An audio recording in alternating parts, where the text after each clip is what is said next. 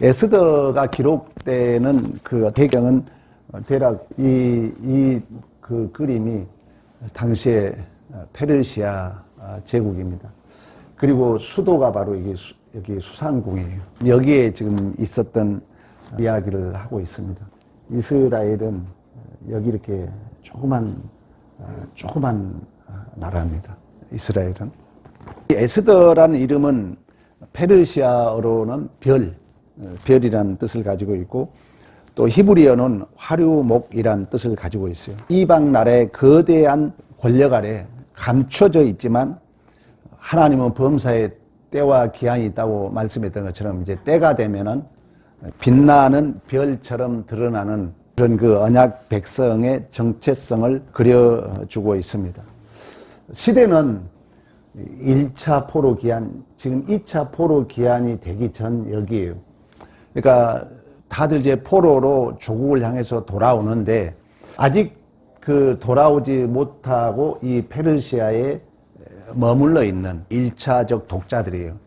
그러니까 나라를 잃어버렸고 성전도 없고 왕궁도 없는 이방 나라에서 멸시천대 받는, 그때 당시 연도는 약 BC 486년, 465년 페르시아 제국 수상궁 아수에로 왕입니다. 그 아수에로 왕이 이 지금 지도 보세요. 어마어마한 약 127개 지방을 다스리는 제국입니다. 거기에 포로로 잡혀갔던 이스라엘 백성들로서는 한많은 그런 세상을 살고 있는 배경입니다. 그러니까 누가 기록했겠는가는 이러한 페르시아 궁중을 잘 알고 있는, 또한 유대인들을 잘 알고 있는, 당시에 이 왕궁의 경비를 보고 있던 사람이 바로 모르드게예요. 이제 오늘 본문에 이제 나올 텐데, 그리고 에스더라는 여인은 부모도 잃어버리고 고아처럼, 그리고 삼촌 모르드게 집에서 살아가는, 어떻게 보면 그 고아 같은 여인이 바로 에스더입니다. 근데 그가 최고의 페르시아 제국의 왕후가 된다는 거예요. 우리의 존재를 그려주고 있는 것이죠. 1장의 이제 내용이 어떤 내용이냐면은, 이 아수르의 왕이 127개 지방을 다스리기 때문에 즉위식을 할 때 180일 동안 즉위식을 합니다. 왕의 즉위식을. 각 지방에서 이제 왕들이 와가지고 자기들 뽐을 내고 있는데, 당시에 왕후가 나오질 않아요. 그 잔치 자리에.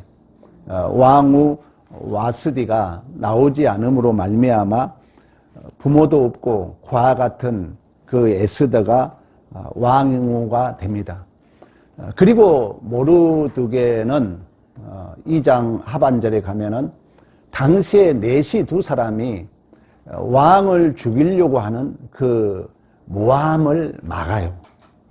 그 내용이 왕실에 기록되어, 그러나 보상은 받지 못하는, 이제 나중에 역전의 드라마로, 오늘 제목이 역전의 내용이 들어있는 것처럼 역전의 드라마로 하나님께서 다시금 사용하는 내용이 나옵니다. 여러분들이 연극을 보거나 오페라를 볼 때 배우들은 무대에 등장하죠.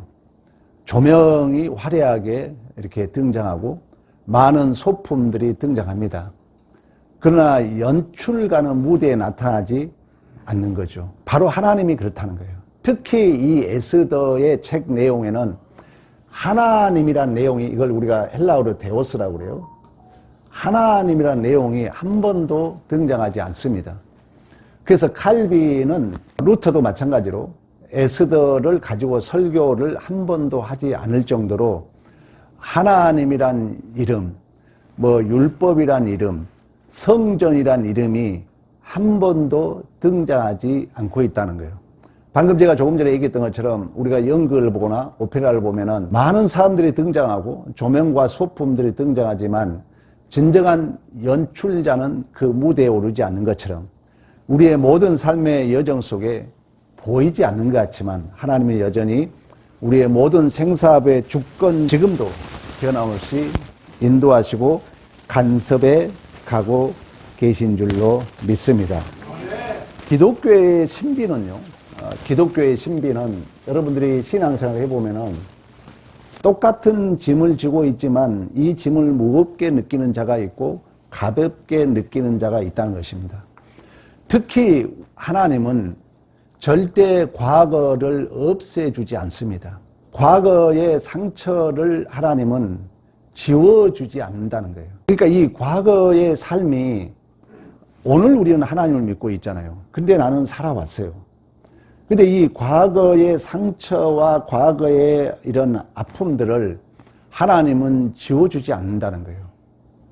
이걸 이제 어떻게 해석하느냐는 너무나 중요하다는 거죠. 그것이 해석이 안 되면은 심리학적으로 보면 그게 하나의 그림자가 됩니다.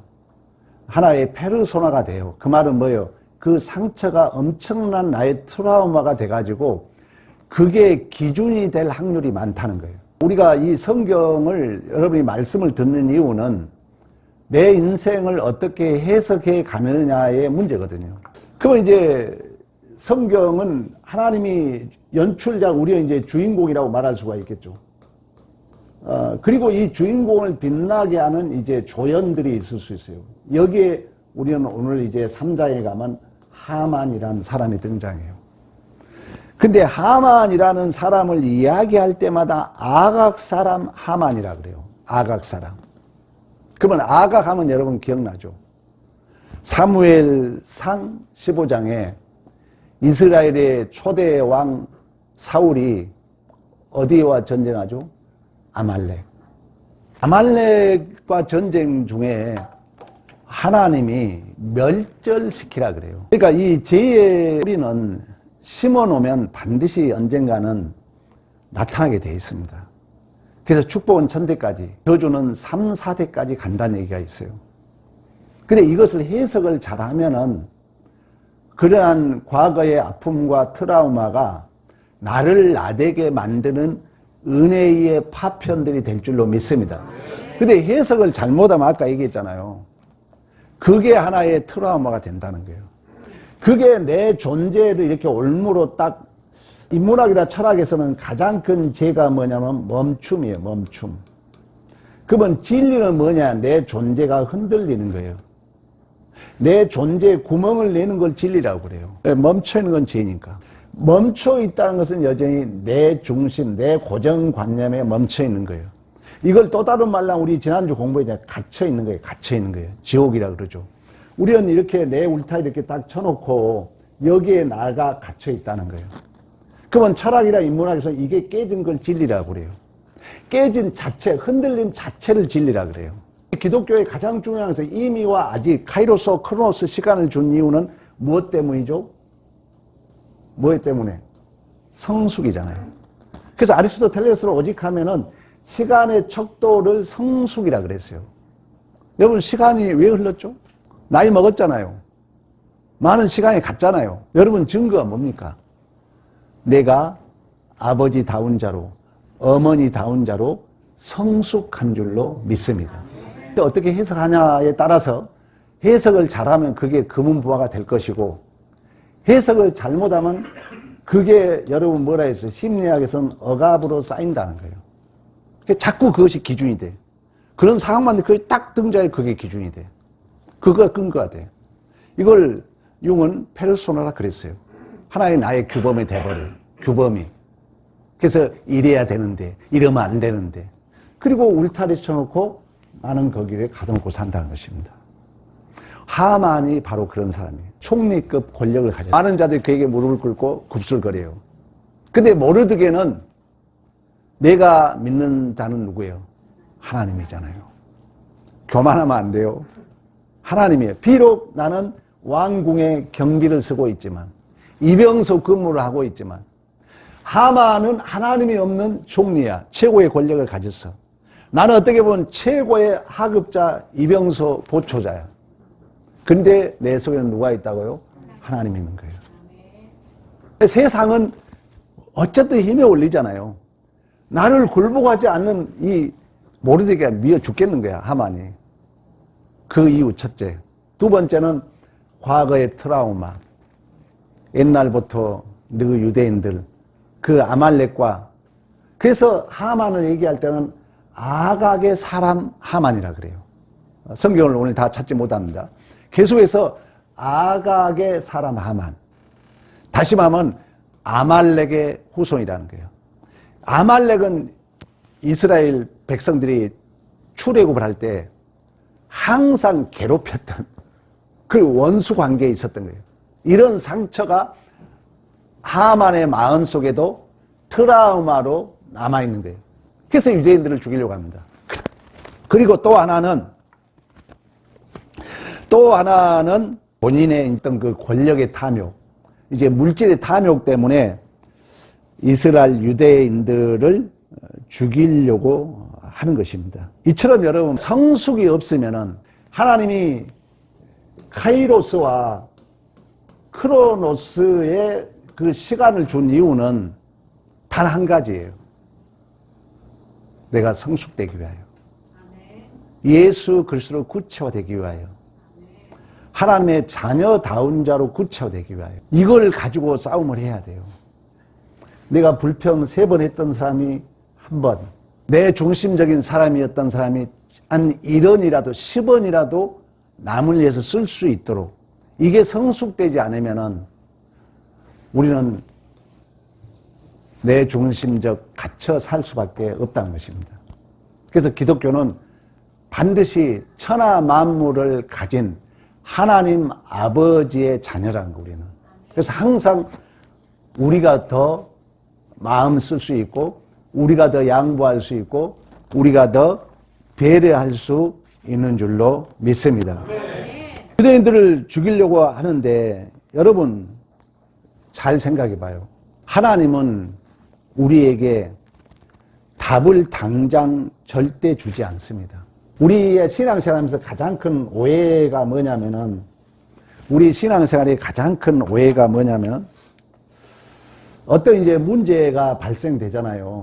문제가 발생돼. 여러분이 막 기분 상하고 손해보고 억울한 일 당하고 뭐 옳고 그르고 이 모든 문제가 발생되잖아요. 근데 하나님은 절대 당장 답을 주는 게 기독교가 아닙니다. 기독교는 뭐냐? 그래, 너 억울해. 너 손해봤어. 너 지금 기분 나빠. 그걸 알고 십자가를 지는 것이 기독교예요. 여기서 우리가 많이 놓치거든요. 그래서 이 해석이 안 되면, 야, 우리 기독교는 이런 것을 감당하고 십자가 지는 것이 기독교다. 이게 해석이 안 되면 이 모든 게 그대로 내 마음의 억압으로 쌓입니다. 그러면 내 페르소나, 내 그림자만 굳어지는 거예요. 페르소나라는 건 뭐냐면은 이러면 안 돼 라는 하나의 상식적인 하나의 규명이에요, 규명. 여러분 다 그러잖아요. 그런 거 정해놓고 살잖아요.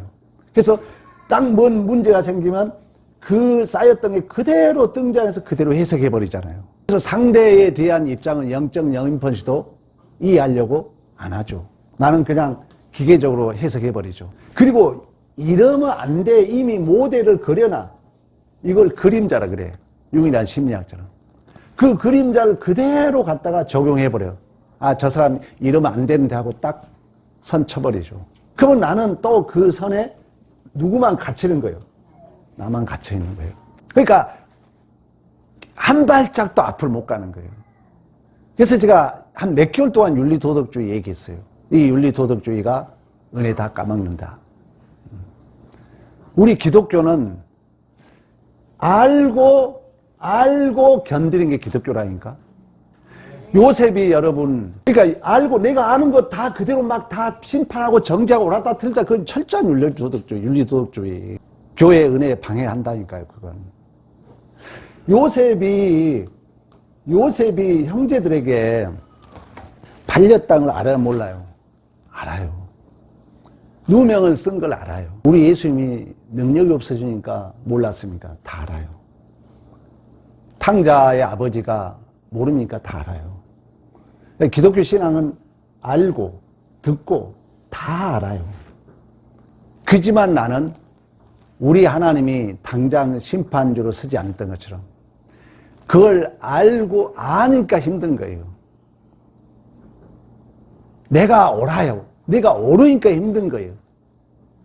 그래서 사랑은 뭐라 했어요? 오래 참는 거예요. 그 오래 참는 것은 뭐라 했어요? 고난을 견뎌주는 거예요. 내가 아니까 힘들어. 아니 모르면 괜찮은데 내가 옳아. 힘든 거예요. 근데 우리는 상대 입장에 서주는 게 사랑이고 바로 그게 기독교 신앙인 줄로 믿습니다. 이처럼 유대인들을 죽이려고 날을 정해요. 그 날을 제비를 뽑아서 정해요. 이따 나오겠습니다. 그 제비가 부름 이렇게 얘기되는 거예요.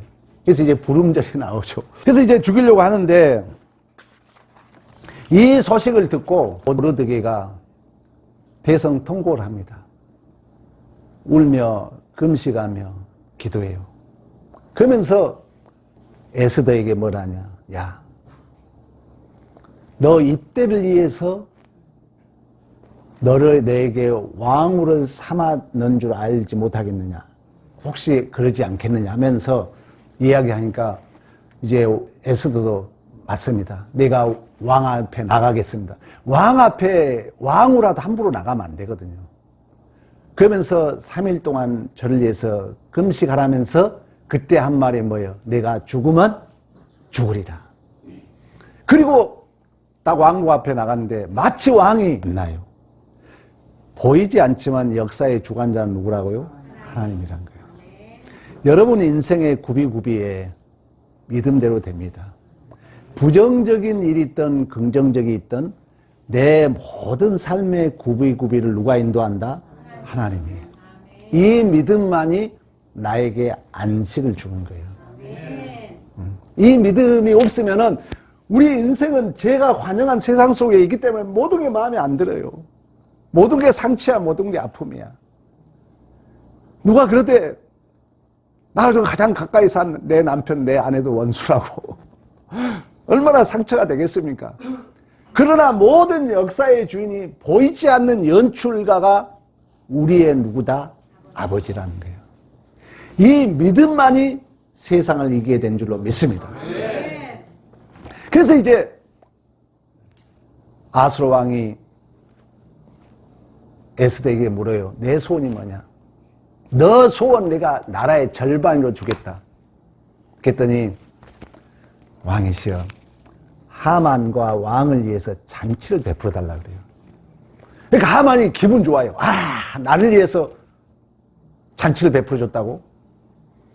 근데 이 하만이 기분 좋아하면서 이 기회에 유대인들을 멸절시키고 이놈은 모르드게, 내가 원수 같던 모르드게를 장대에 달아 죽어야 되겠다고는 약 2m 정도의 높은 장대를 만들어냅니다. 그러는 이제 이 드라마가 이렇게 썩 가고 있는데 그날 아수르 왕이 잠을 자는데 그날따라 잠이 안 오라. 누가 하고 있는 거예요? 하나님. 그 잠이 안 오길래 왕실 목록을 이렇게 읽기 시작해요. 이제 잠이 안 오니까 할 일이 뭐겠어요. 근데 읽어봤더니 5년 전에 아까 얘기했잖아요. 넷이 2명이 자기를 죽이려고 했는데 그걸 막아준 자가 누구였다? 모르드게였다는 거예요. 여러분 인생에 아까 얘기했죠. 당장 답을 내리려고 하지 말라는 얘기예요. 가장 큰 실수예요, 우리. 당장 모든 걸 답을 내리지 하지 말라는 거예요. 성경은 요소요소에 그 얘기를 해요. 왜? 하나님의 말씀이 응할 뭐가 있다? 때가 있다는 거예요. 그 때가 하나님 주권에 있으니까 여러분이 지금 좀 힘들고 어려워도 걱정하지 말고 하나님이 보이지 않지만 내 존재를 붙들고 복되게 인도한다는 이 믿음, 이 믿음이 환경과 조건 모든 것을 이기게 될 줄로 믿습니다. 그래서 이제 이 왕이 역대 일기를 읽어보니까 와, 이 모르드게가 지금 그 왕궁이 이병소 근무 보초 쓰고 있는 저 모르드게가 내 목숨을 살린 거예요. 근데 봤더니 야, 그때 그렇게 중요한 일을 했는데 보상을 했느냐? 보상을 안 해준 거예요. 하나님의 때가 있다니까. 가장 좋은 때, 가장 좋은 것을 하나님 주실 줄로 믿습니다. 그래서 이제 그런 찰나에 하만이 저 앞에서 어성거린 거예요. 종리니까 야, 너 빨리 와봐. 왕복 가져와라. 말 가져와라. 왕복을 모르드게 입혀라. 이게 돌아간 걸 보니까 이제 하만이 역전이 보여. 자기는 지금 유대인들을 죽이고 모르드게를 죽이려 했는데 이게 돌아가는 이게 한결 눈치 있을 거 아닙니까? 그러다가는 쥐가 죽게 생겼거든. 그래서 잠시 왕이 나갈 때 에스더 앞에 가서 무릎을 꿇고 나 좀 살려달라고. 근데 그때 왕이 딱 들어왔어. 왕이 딱 들어보니까 왕의 눈에는 이 하만이 왕후를 간간하게 보인 거야. 간간하게 보이는 거예요. 누가 그렇게 보이게 할까? 하나님이. 하나님이 여러분, 내가 좋은 의도를 가지면 하나님이 다 복되게 인도하실 줄로 믿습니다. 간간하기까지 하는가 하면서 결국 이제 인생이 완전히 뒤집히죠. 하만이 제비를 뽑아가지고 모르드게를 장대에 달고 유다인들을 멸절하고자 하는 그날, 그 자리에 결국 역전의 드라마 하만이 달립니다. 완전히 뒤집어지죠. 이제 이 최종적인 그 사건은, 그 역전의 사건은 예수 그리스도께서 우리를 위하여 십자가의 달림으로 말미암아 우리의 존재와 인생을 완전히 역전의 드라마로 바꾸신 줄로 믿습니다. 역사의 참된 통치자가 누군가? 지금 역사의 통치자는 누구라고 생각하십니까? 보이지 않죠. 여러분 보기에는 돈이 더 커 보이고 또 세상 명예 이런 것들이 더 커 보일 수 있습니다. 사람의 눈으로 보면은 지금 아수르 왕이 127개 지방을 다스리는 엄청난 권력의 소유자입니다. 또 하나님은 안 계신 것 같이 보입니다. 그리고 피할 수 없는 멸절과 죽음의 위기에 있을 수 있어요. 그러나 우리가 하나님의 섭리의 렌즈로 보면은 지금 만왕의 왕은 우리 아버지인 줄로 믿습니다. 그 하나님이 우리의 구원의 완성을 이끌고 있다는 거예요. 그 구원의 완성은 내가 하나님의 자녀다운 자로, 예수 닮은 자로, 하나님이 지금도 변함없이 우리의 모든 삶을 간섭해 가시고 인도해 가신 줄로 믿습니다. 다시 한번 이 에스더를 공부하면서 내가 알고 있는 것, 내가 본 것, 내가 지금 억울하고 일을 당하고 있는 것, 그걸 절대 전부로 보지 말라는 거예요. 그걸 마지막으로 보지 말라는 거예요. 그걸 전부로 보게 되면은 반드시 우리는 그것에 내가 멈추고 그 안에는 내가 갇힐 수 있다는 것입니다. 하나님은 보이지 않는 것 같지만 여전히 오페라 연극을 보면은 무대에 많은 조연들이, 주인공들이 나타나고 조명이 나타나고 소품들이 등장하지만 그 연출가는 보이지 않지만 그 모든 프로그램을 이끌고 있는 것처럼. 여러분 요셉 알잖아요. 형제들이 팔림을 당하고 누명을 쓰고 감옥에 가지만 말씀이 응할 때까지 말씀이 그를 단련했다고 말씀하고 있는 것처럼 하나님은 지금도 여러분의 존재와 인생을 역전의 드라마로 바꾸고 있는 줄로 믿습니다. 그렇다면 여러분은 어떤 수상궁에 서 계십니까? 절대 우리를 무균수에서 키우지 않는다. 그래서 제가 어제 설교 준비하면서 사진을 찾고 찾았는데 이스라엘의 광야를 제가 사진으로 찾았어요. 여러 사진이 있죠. 이거밖에 없더라고. 가장 험한 산. 이 광야가 내가 그랬잖아요. 51%라 그랬어요. 광야를 모르면 이스라엘을 모른다 그랬어요. 경기도와 강원도 땅만 합니다. 우리나라. 인구는 1000만 명이 안 돼요. 약 1000만 명 정도 살아요. 근데 물론 좀 이래 평지도 있지만 거의 광야. 제가 사헬에 대한 얘기를 해서 사헬. 이스라엘을 우리가 그리면 이렇게 지중해가 있고 이렇게 됩니다. 그리고 이렇게 홍해가 이렇게 있고, 그리고 이제 갈릴리가 있고, 사해가 있어요. 헐몬산에서 물이 흘러서 이렇게 요단강에 흘러요.